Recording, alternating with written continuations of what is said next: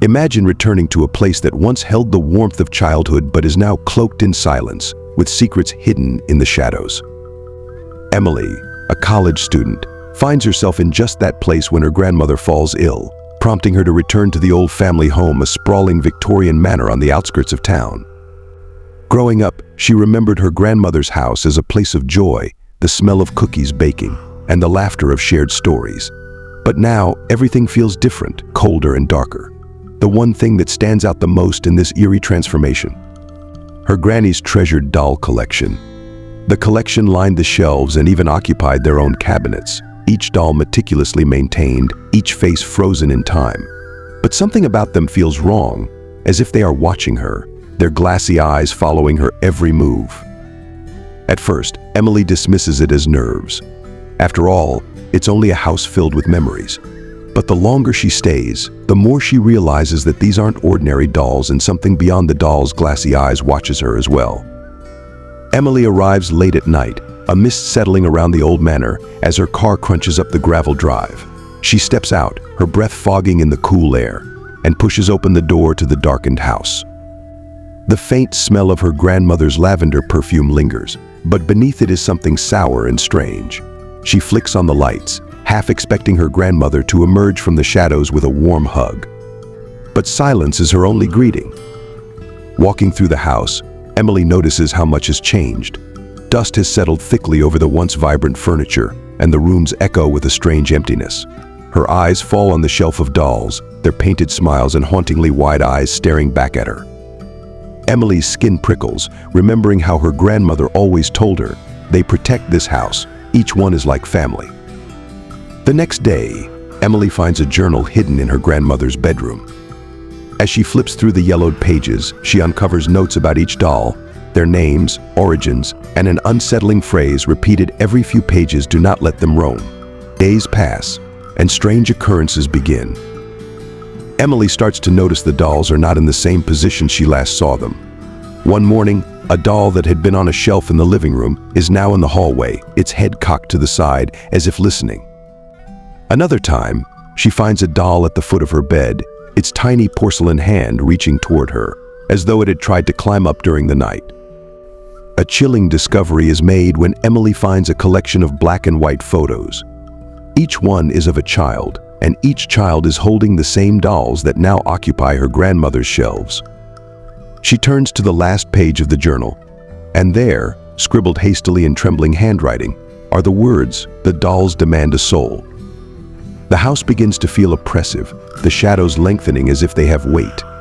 The faces in the photos seem to change every time she looks at them, their eyes becoming hollow and dark, mirroring the dolls in the house. And in every photo behind the children lurks a shadowy figure with hollow eyes, as if the darkness itself is alive. That night, Emily is jolted awake by the sound of tiny footsteps. They echo down the hallway, accompanied by whispers that feel ancient and full of malice. The voices grow louder, speaking in an unknown language, until they abruptly stop. She holds her breath, heart racing, as the footsteps approach her bedroom door.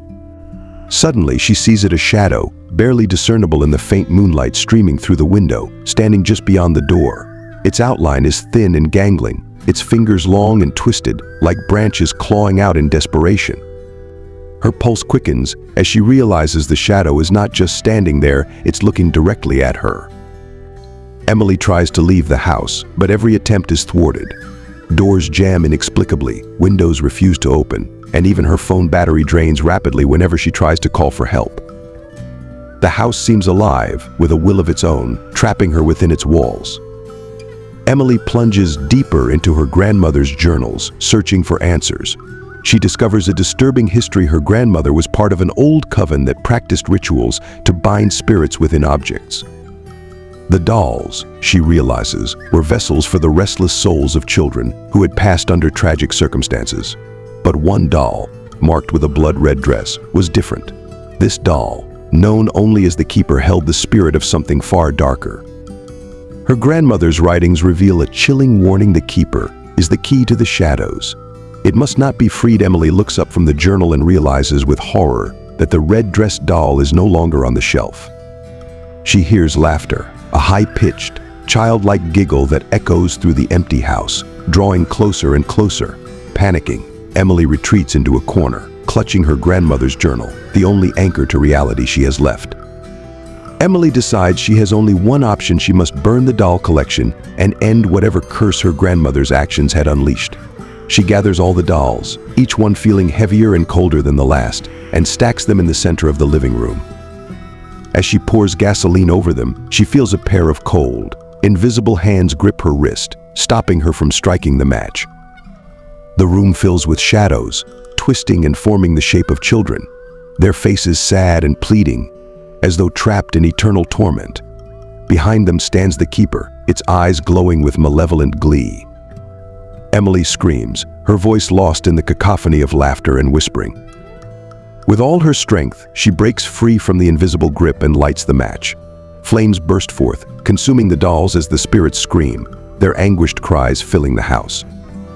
The shadow children begin to fade, their faces softening with relief as they are finally freed from their prison. As the fire roars, Emily feels the weight of the house lift, the darkness retreating as sunlight begins to pour in through the windows. But just as she turns to leave, she catches a glimpse of the keeper's doll in the flames, its porcelain face twisted into a smile. Weeks later, Emily finally moves out, eager to leave the haunting memories behind. She's packing the last of her things when she notices something unsettling. There, in the back of her closet, sits a small doll, dressed in a blood-red dress. Its face is cracked, its eyes glinting with a familiar malevolence.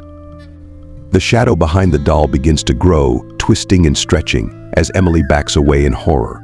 She realizes that some things never truly leave, that the keeper is bound to her now, lurking just beyond the veil of light, waiting for its next move. The haunting whispers return, louder this time, promising that it's far from over. As Emily stares into the lifeless, glassy eyes of the red-dressed doll, one question lingers in her mind: will she ever truly be free? Or is the curse bound to follow her forever? The shadows in her life seem to suggest the horror has only just begun. And now I have a question for you. If you found a doll in your house that seemed to move on its own, would you dare keep it or destroy it and risk angering whatever spirit may lie within? Share your answer in the comments, and let's see who among us is brave enough to face the unknown.